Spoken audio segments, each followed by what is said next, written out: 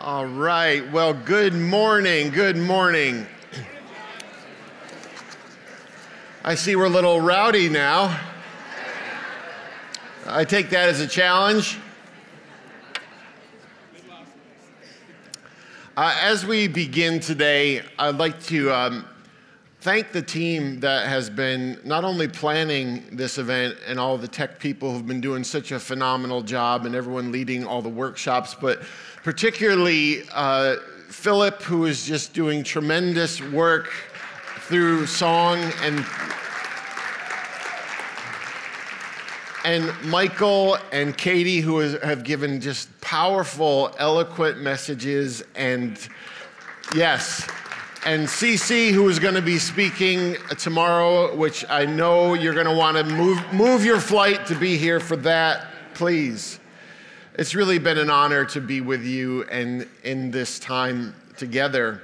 This is an interesting day in conferences. This is sort of that pivotal day when many of you are now 2.5 days in, finally decompressing. Right now, you're finally starting to think about rest, and you're already now also being pulled back into all the things you have waiting for you, right? Your responsibilities and your roles and your obligations and flight arrangements and your packing. And I want you to resist all of that. I want you to resist the temptation to be pulled from this place and time, because this place and time, there is something for you here. There is something beautiful here, and it is the present with those of us who are gathered and those who are here online. So rest for a moment, not in what will be or what you need to do, but what is here now.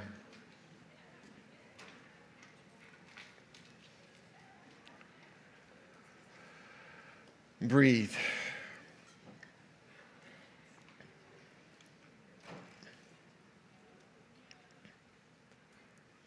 On that day, when evening had come, he said to them, "Let's go across to the other side."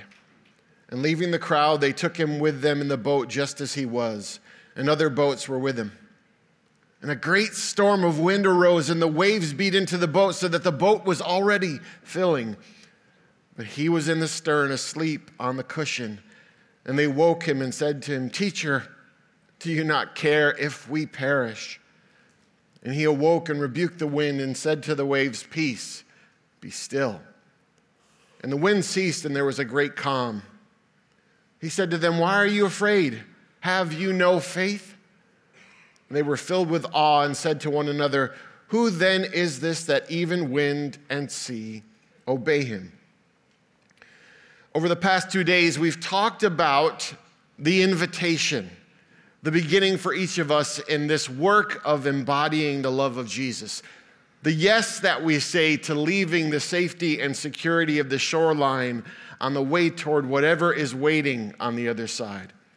And we've acknowledged the turbulence that comes when we step into the boat, the fear that accompanies the shaking of being human, and the responses that we often have of being unable to move or unable to rest. Again, there are the wounds of the world and the wounds we sustain attending to them. We have named the grief and the doubt that are part of the collateral damage of being human, and the importance of doing ministry in and creating communities that make space for this messiness as we make people feel visible. And the questions I want us to begin this morning with are these. Can the comfort only truly come through the turbulence? Can we find the unforced rhythms of grace only after experiencing the profound shaking that disrupts our peace as we push up against the limits of what we think we can endure? Is that shaking actually the path through which we become the peace givers? Friends, can we give thanks for terrible things? James writes, "Consider it pure joy, my brothers and sisters, whenever you face trials of many kinds, because you know that the testing of your faith produces perseverance. Let perseverance finish its work so that you may be mature and complete, not lacking anything. I've never known about pure joy at these trials, right? I may not be able to go that far. I'm going to settle for uneasy tolerance with trials, a detached coexistence, right? But I do believe that the emergencies and the injuries of this life inform and shape and define the kind of people we become and the work we do and the mark we leave. When my father died suddenly 9 years ago, it pulled the ground out from under me, and I can remember getting that call, and if you've gotten a similar phone call, just kneeling into the lawn in front of my house and crying into the grass. Everything had changed for me in those moments. And just a day or two later, I was sitting with a friend in a coffee shop, still in the initial haze of my grief, and my friend said, "John, I know this is almost unbearable for you, but I also know there's something else here for you. There is an invitation here. After this week, you're going to be able to speak the language of grief in a way that you never could before, and you're going to be able to minister people who have suffered loss on a much deeper level." At the time, that wasn't much of a comfort, right?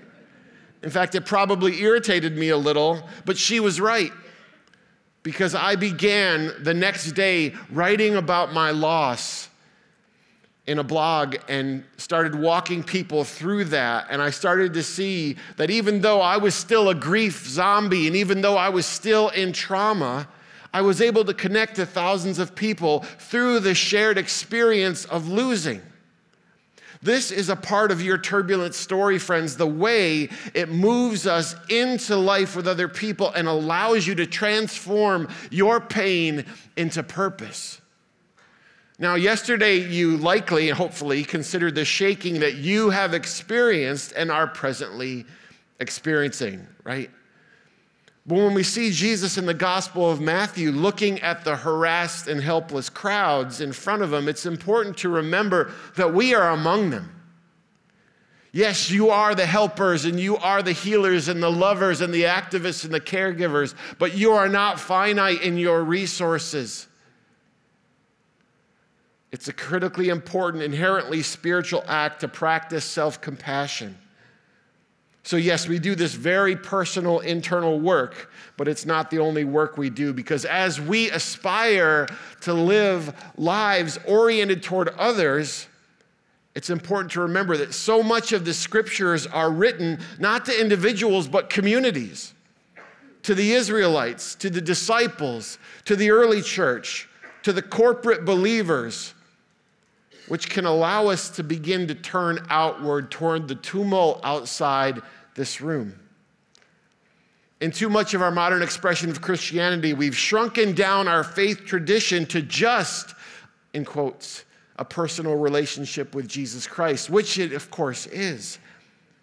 But in focusing on this, we've often turned spirituality into simply this vertical exercise between ourselves and God, and we have missed the horizontal orientation of faith, the relational nature of our existence here, and the relational nature of our theology. Remember, we talked about the big and distant, the systemic ills that you're carrying, and we talked about the individual lives and stories that you're carrying. And it's a good reminder that we do exist in systems and in stories, right? We encounter people individually in their once in history, never to be repeated experience of being human. And we want to bring those unforced rhythms of grace to them specifically, to work for their precise shalom, to make them feel visible. But we also understand that there are larger systemic injustices that affect them, and we are called to address those, which can often be the more challenging task. Yesterday we talked about the debilitating power of fear. And the story of Jesus in the boat reminds us that we live and we teach and we minister in the tension between the peace givers and the fear bringers. We see the fear bringers everywhere, don't we?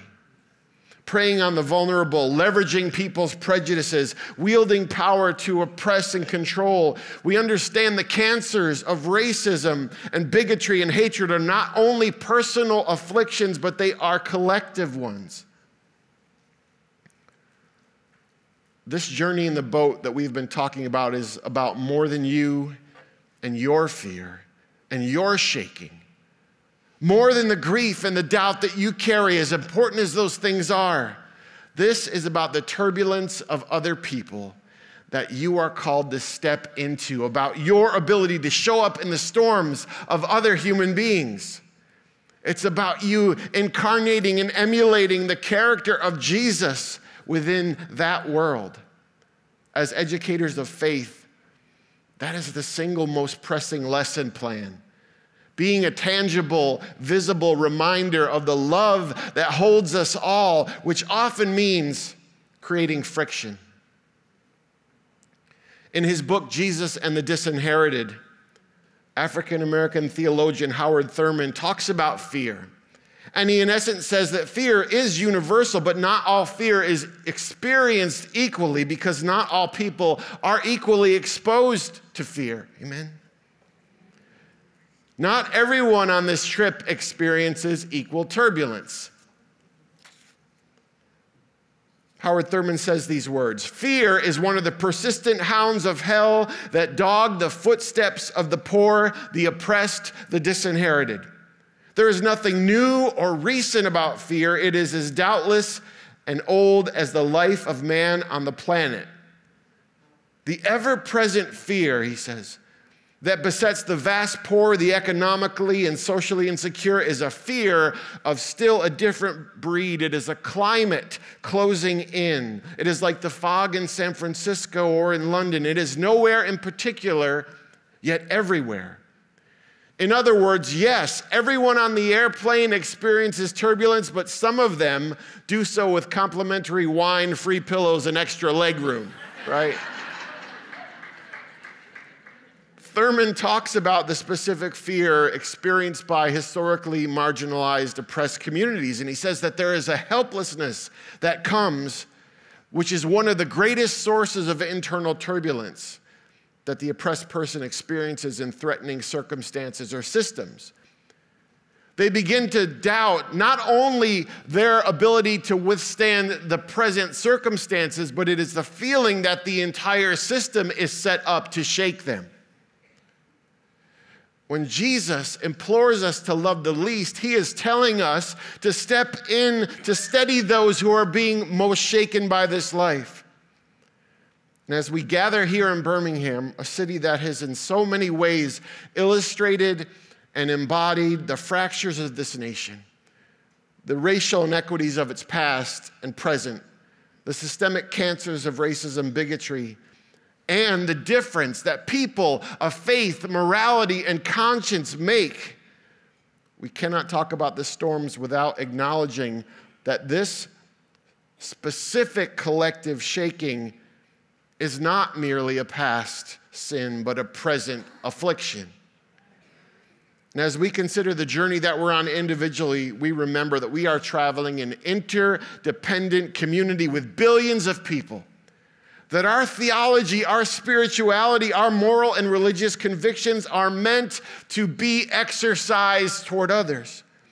Our theology is only valid to the degree that our life is loving, and our life cannot be truly loving until we spend it on behalf of other people.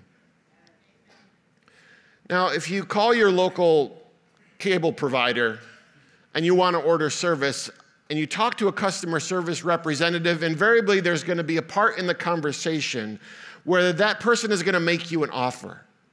They say, if you'd like to add internet and phone, we can also package those services, and they'll be much cheaper than if you bought them separately or from another vendor, which this practice is known as what? Bundling. Don't we love to bundle? I do. I love bundling because it makes me feel like I'm getting something for free or very cheaply when I'm actually getting overcharged for it, probably. Life is easier when you bundle. Life is better when you bundle. And I should know because I recently turned 53 years old, and I'm more than a little embarrassed to say that it took far too many of those years to even begin to understand that as a white, cisgender, heterosexual man who identifies as Christian, I have the privilege bundle. It was prepaid for me long before I arrived. I was grandfathered in, or great-great-great-grandfathered in. The color of my skin, my gender, my orientation, my profession of faith, my very physicality, I learned, all buffered me from many varieties of adversity. They formed a barrier against a great deal of struggles that other people experienced as their routine. And this bundle of privileges opened doors that I'd never realized had been opened and afforded me a vast multitude of advantages, some of which I'll become aware of, and others, despite all efforts, I'll probably remain oblivious to. I learned that I have been a beneficiary of inequity. The white church has been a beneficiary of inequity. Many of you have been a beneficiary of inequity. And see, there's a seductive power to privilege, isn't there? The more you benefit from a system, the easier it is to defend that system.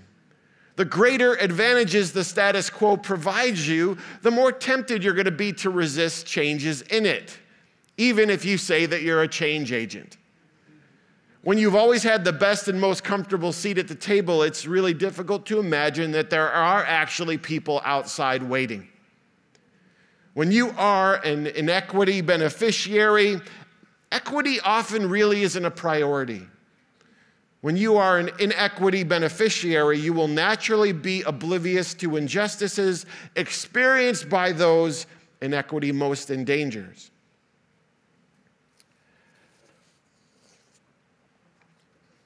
I've asked you to think about your story over the course of the first 2 days because that story can be your greatest teacher if it gets a little help.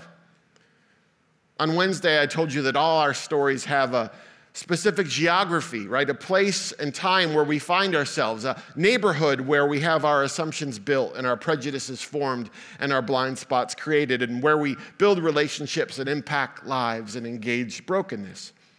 And for the past 25 years, my neighborhood has been the church as a pastor, specifically predominantly white churches in the South. All of our churches were diverse. Just ask them. It said so on our website. We're a diverse church. The truth was we spanned all the racial diversity, usually from white to beige and everything in between. We were diverse aspirationally, but when it came down to the reality of who we were and what we were doing, somehow we weren't quite there. One of the truths that I want us to acknowledge today, which I think is easy for us to admit from a distance, but very difficult to claim, in that there are a few entities in America that have been more powerful agents of inequity than the white Christian church, right? Along the lines of race and gender and sexual orientation and socioeconomic level. Religion, as often it has bent the arc of the moral universe toward justice, it has moved it away. Privilege of any kind is a natural buffer against some turbulence. It is a fear insulator, a barrier against some of the fear bringers. So as a cisgender, heterosexual, white Christian man, this doesn't mean fear won't come to me. It just means I'll never experience the precise fears and the severity of the fears that my LGBTQ family and friends have experienced. It doesn't mean that I'll never feel overwhelmed, but I'll never be able to fathom the trauma of being a migrant or a refugee at this place and time in the history of America. It doesn't mean I'll never worry. It means I'll never understand the worry of being the parent of a young man of color in this iteration of America. Friends, our responsibility as people of faith and morality and conscience is to leverage our lives and our privilege and our platform to be peace givers and not fear bringers. to work for equity, to speak into injustice, to decrease the turbulence that some people experience, and to risk entering that shaking ourselves. See, because the rest we so seek to claim for ourselves, those unforced rhythms of grace that we desire and deserve, are in some way tethered to others receiving them as well. Empathy is the voice that says we are not free until we are all free. And that will sometimes have a price. Now, if we had met 15 years ago, I would have been a very different human being. I would have been not this ordinary mortal that you see before you. I would have been someone far greater. I would have been super Christian mega pastor man. I was preaching in front of thousands of people, and I was overseeing a student ministry with hundreds of students with a shamefully large budget. I was doing meaningful work in a community that I loved and was loved by. Outwardly, it seemed like it was great, and it worked for me for a while until it didn't. Because if I was super Christian mega pastor man, I began encountering two forms of kryptonite. The first was I started to have theological questions. You're a good Christian, so you've never had this experience. I started having questions about the nature of prayer and the infallibility of Scripture and our church's theology regarding the LGBTQ community. I started to have questions about the existence of hell and about why there weren't female pastors in our denomination. You may understand some of that questioning. You may share some of those questions. You may know some of that agitation. The people in this room, you understand something. Civilian Christians have that happen. Anonymous pew sitters have that happen, but it's another matter to experience those questions when you are someone who is expected and often paid to have surety, right? To be able to stand on a platform and say, this is who God is, and this is what God says, and this is how you are to live your lives in regard to what that God says. And I started feeling a profound tension between the person I was being led to be and the pastor I was expected to be. And while I experienced this kryptonite of doubt, I faced a second existential threat. The more I walked into ministry, the more aware I became that this church had shrunken my table. Because I looked around at my life and now I was only around Christians. And only around Christians who went to my church. And only around Christians from my church who believed what I believed. And only around Christians from my church who believed what I believed, who I liked, which was basically my wife. That was it. And I decided that I better change that because that was not, I realized I was a better person before I was a pastor. I had more diversity around me. So I started intentionally getting time with people whose stories of God and America and the church and law enforcement were not like my own. I began getting into the trenches and being a collector of stories and talking to LGBTQ teenagers and social justice workers and migrant fathers. And what they often said to me was, John, this thing that you're a part of, it doesn't just seem like it wants to push me away, it seems actively out to harm me. And so now I had this ever-widening gap between organized religion and my now very disorganized spirituality. A gap between the person I was and the pastor that I was supposed to be. Between what I thought the church should look like and what it looked like when I saw it up close. And I decided that I had to make a choice, that I could take those theological questions and I could push them to the side, or I could preach around them or soften my words, or I could say it all from the pulpit and the platform and in my writing. And with these stories of marginalized, vulnerable people who were telling me that the church was doing damage, I could choose not to hear what those stories were teaching me and telling me, or I could share those stories. I could confront people with the stories and ask out loud why the church is still so toxic to so many. So with the questions and with the stories, I decided to lean in. I decided to preach the questions and write the doubts and speak explicitly on the injustices. And I had taken a position in a new church in a new city, and after only about 4 or 5 months there, I felt God calling me to leave that church. It came in the form of my pastor's voice saying, "You're fired."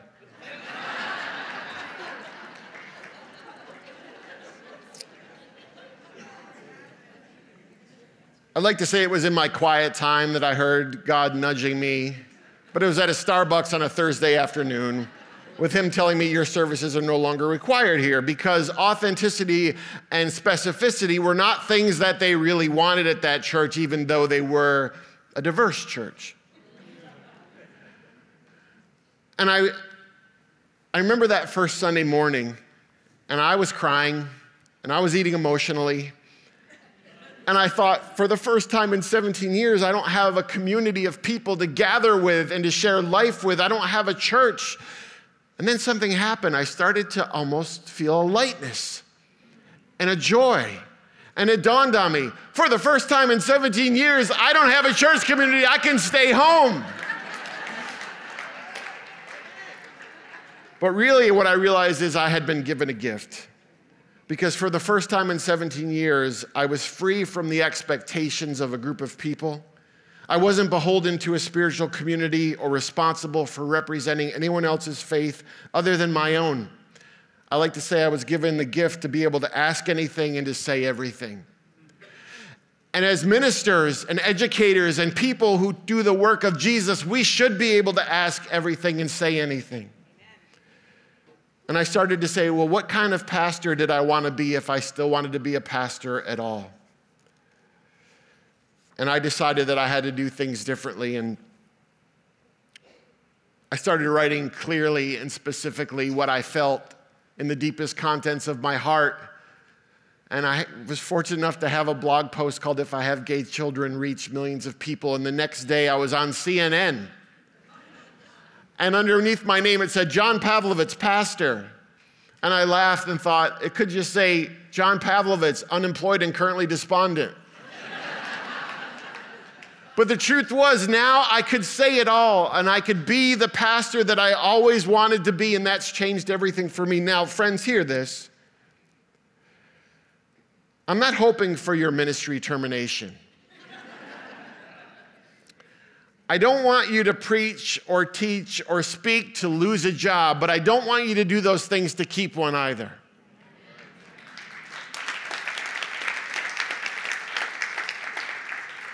I'm not advocating for you to jeopardize your career or your livelihood. I'm not asking you to be overtly political, but I do want you to embrace the idea that you may need to speak and act with clarity and specificity into the times in which we live. You may need to become the turbulence in order to bring peace to others.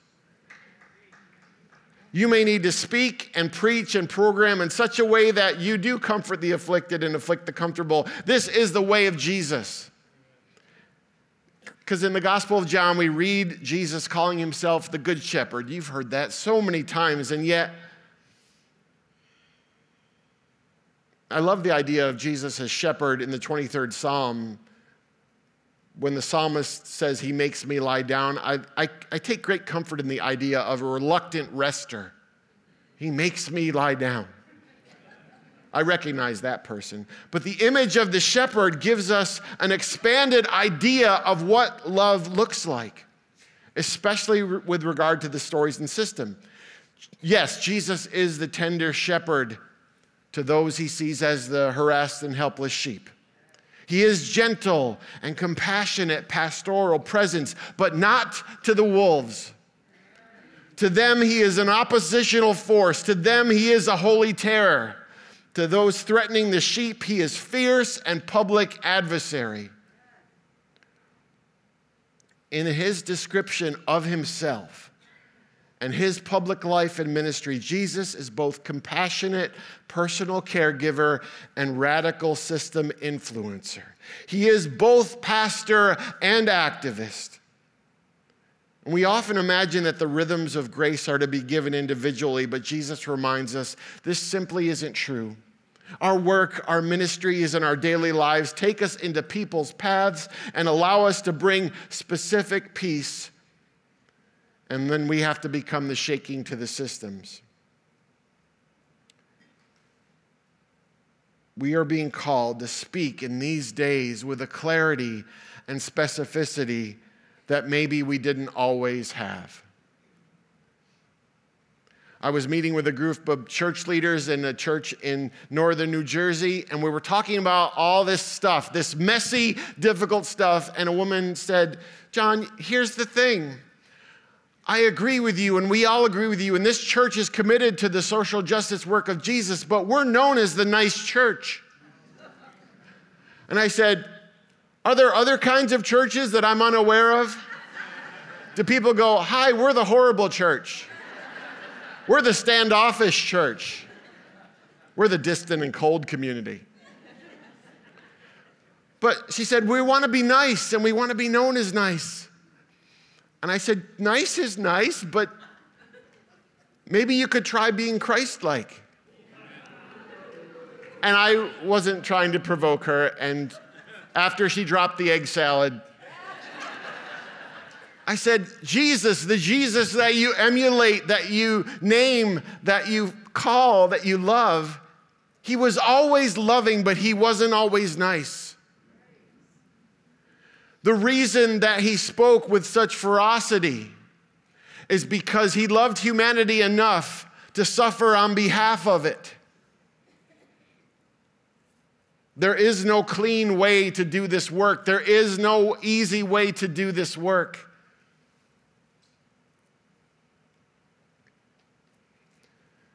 Who do you want to be? What legacy do you want to leave? What about the unforced rhythms of grace needs to happen to you so that you are internally disturbed to the point that you externally disturb something else? See, in the work that I do as a collector of stories, I listen for the patterns, the commonalities. And whether I'm speaking to a transgender teenager or a Muslim activist or a migrant father or racial justice workers, you know what they never say? They almost never say, "John, could you be less bold? Could you be less loud? Could you be less confrontational?" They never say, "Could you be nicer?" What they usually say is, "Why are so many of people of faith right now so silent? Why is the only expression of the Christian faith that I see so predatory and exclusionary? Why does it seem like it's all about fear?" And this is your invitation. Because in these days of great shaking, we may need to become the turbulence to others, to the fear bringers who deny people's humanity, to those who exclude and discriminate against someone based on an unchangeable part of who they are. We may need to become the turbulence to those of our own faith tradition and maybe our own faith community who are living opposite the compassionate heart of Jesus. With our hands and our voices and our resources and our platforms, we have to risk becoming the turbulence to the powerful and the privileged. In the face of so much fear, we are being called to courage. To have a messy conversation with someone. To say something that is going to disturb someone that we'd rather have peace with. To be mildly inconvenienced on behalf of people who are being shaken right now.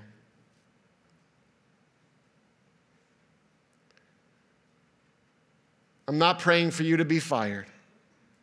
I am praying for you to be fired up. That you realize that you deserve the unforced rhythms of grace, but so do a multitude out there. May we be the kind of courageous people who will bring peace to those who are being shaken. Amen? Amen. Have a beautiful day. Thank you. Welcome back, friends. We are so glad to have you joining us for this conversation and time. We know that you've had a busy day already with worship and plenary, and so we are hoping that those were as moving for you as they were for us. Speaking about moving, last night's performance. Wow. Just powerful, inspirational, challenging, life-changing. Yeah. I had the privilege of sitting with two different women today, and one from a biracial marriage, who said that performance spoke to her in a way she has never felt in her life before. Wow. And so I don't know how you were experiencing it last night, but I just hope that it rung true for you. I know if you were in the room, you would have felt it, and it's a little different at home, but it really was powerful. I pray that finally gets put together and they can make it to a larger audience, that's for sure. And then to go into worship with Philip and to a cappella be singing, "Come by here, Lord." I remember that as an old, kumbaya, right? Yeah. And it had such a different feel and such a deep spiritual way of singing that very simple tune, but so meaningful. So I was really touched by that. Absolutely. And I loved our plenary speaker. I've enjoyed everything John has said. Today was his third gathering, and there was just so much in there to remind us that we're more than just the hands and feet. We also have to use our words. I loved it. I loved how he said in the end, "I'm not trying to get you fired. I'm trying to get you fired up." Right. His ability to take serious stuff, put a humorous spin on it, and you come away with something really meaningful is just spectacular. Yeah. Now, Ann, I noticed we skipped right over the sermon. I wonder why. I wonder why. Because we are so happy to have with us today Katie Nakamura Rangers. Welcome. Thank you. Wondering if you'll take a moment and just share a little bit about you. Oh, absolutely. I am Katie, and Birmingham, I think as I said, is my hometown. So welcome. I had hoped it would be beautiful and warm for you, but it's not. I'm freezing cold, and of course the folks from Nebraska and Canada have assured me that the weather's more than adequate. Absolutely. And I am your token Episcopalian preacher for this event. All right. There you go. I work with an Episcopalian, no. an associate pastor, and she's wonderful. I love her. It couldn't get better, and I'm thinking about converting. Right. A lot of rules and canons you'd have to learn. I know, but the beautiful thing is it's written out. Very clear and organized. We are so blessed to have you say yes to meeting with these educators. We want to remind you at home, if you have questions for Katie or for us, go ahead and type them in the chat, and if we have time, we'll add them to the list of questions we already have, but we have quite a few. Absolutely. Tell us a little bit about your family. You've been here all your life? I am born and raised in Birmingham. Yeah, and except for college and seminary, I've been in Alabama. Okay. And my husband is a traditional parish priest, so we'll joke that he has a real church. But which he is very good at, and then I've always done something just a little like offbeat. And we have two awesome daughters, Naomi and Catherine, hence the family Tang Sudo, karate, that I think was mentioned in my introduction. Absolutely. Tell us what that is. Okay, Tang Sudo is, my best understanding is that it is karate, but it's a Korean form of karate. That is especially known for its kicks. I don't know, because I'm not very good at it. So, but that's what I'm told. Okay. And how do you practice that as a family? Oh, there is a family class at our dojang. And so kids, my youngest daughter is 6, Naomi is 10, and then we are like approaching 40. But we can all do karate together. And it's great. I'm not that good at it. But everybody thinks my husband's like this prodigy, Because when you're an adult, you can obey instructions. Well, we are glad to hear all of this and get to know you a little bit better. I have to tell you, as you were preaching today, we have a little bit of a challenge because we're trying to type a little to keep our thoughts together. Couldn't do it. I really could not do it. I found myself going back to listening to you and then saying, ah! But one of the great illustrations you used was the picture, the something. And you thought it was probably called the birth. And then you said, no, it's called the something, kind of like the church. And I wondered what was going on in your mind when you paired those together. Yeah, I mean, the church right now, in this sort of scrambled upness that we're in post-COVID, I mean, we keep talking about the church is changing, but when you ask, well, what's it changing into? Nobody can answer that question. I mean, I think I see some signs like here and there with my church planters and missionary leaders. We're somehow just like not able to plant normal churches anymore. With 200 folks in worship and all the trimmings and trappings.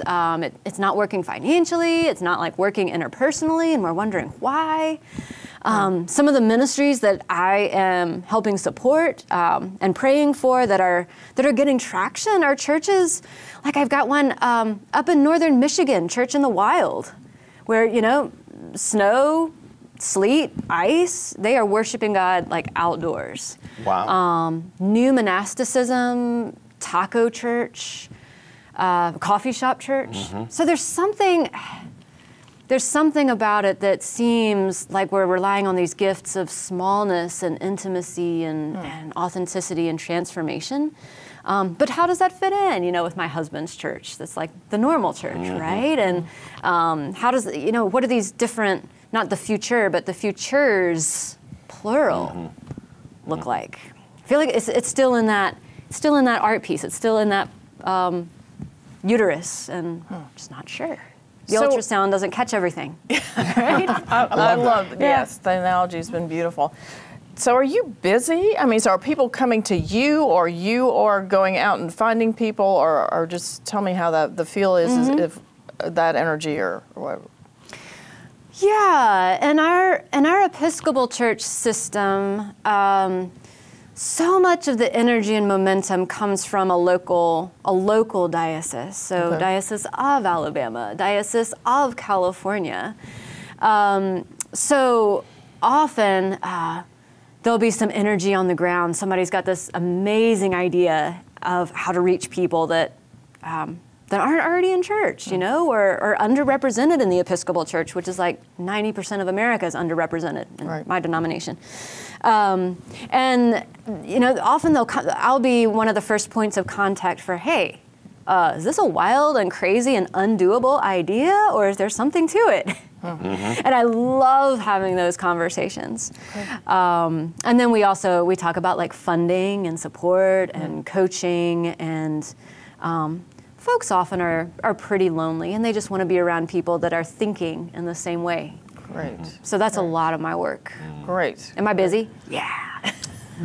That's good. That's good. Well, you are receiving bukus of thanks, appreciation for what you are doing. So there'll be a new Katie Nagamura Rangers fan club, I'm sure, after today. They appreciate your sense of humor and all. So we're getting good feedback in the chat. Absolutely. So, go ahead. Go ahead. I'm just wondering what inspiration can you give members of our congregations who feel like they need assurance, confidence, whatever, to think about a transformation or whatever, the patience, all of that.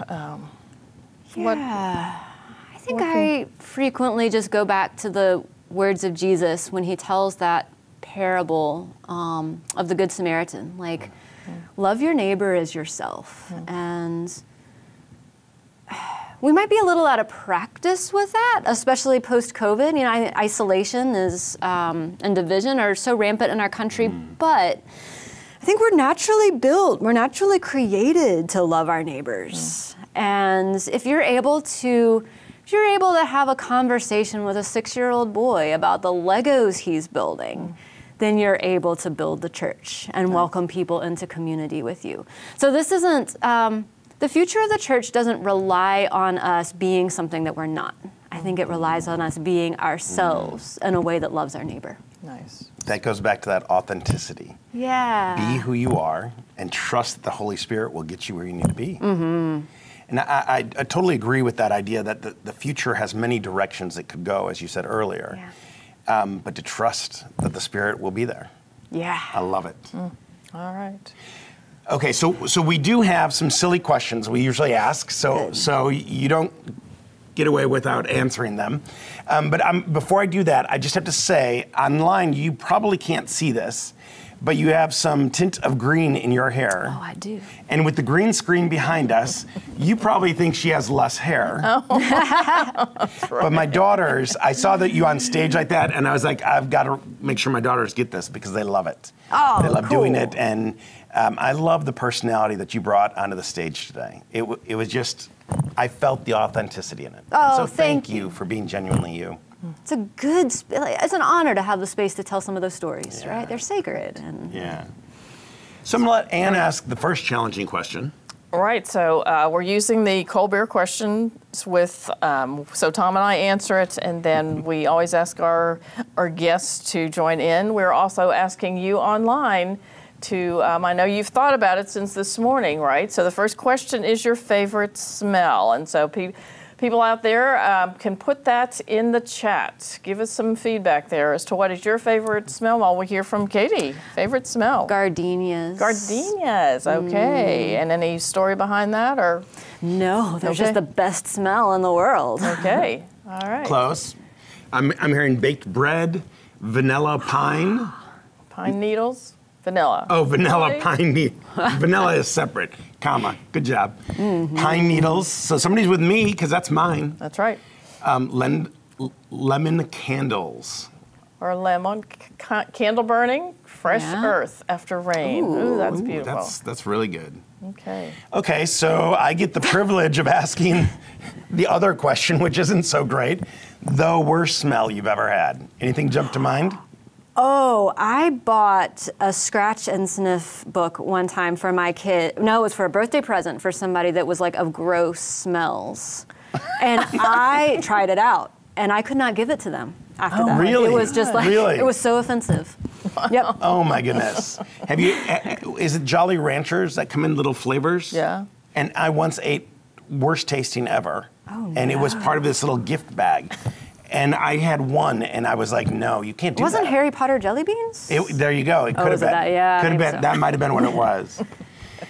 Well, we're so grateful for this time, and so we thank you for it. Oh, thank you. Absolutely. What a pleasure. Yeah. So we're going to remind you of a few things coming up. Afternoon of workshops, and don't forget the awards celebration tonight, followed by entertainment. I love to watch the awards celebration. I'll do just a personal plug there. My own son has done the videos for our award winners, so be sure and check out the awards celebration because Michael has created those videos for us. And also remember that tomorrow we will be celebrating communion, so to have your communion elements ready to go for closing worship on Saturday. Absolutely. We hope to see you tomorrow morning, bright and early. I am counting on Ann because, as I've told you many times, I don't pack my own clothes. 2 pair of pants for the week, which seems about right for me. And then she brings me matching shirts. But tomorrow's shirts are all green, which is why we have holes in our hearts behind the green screen. So you've got shirts for us? Just wait. Okay. Just wait.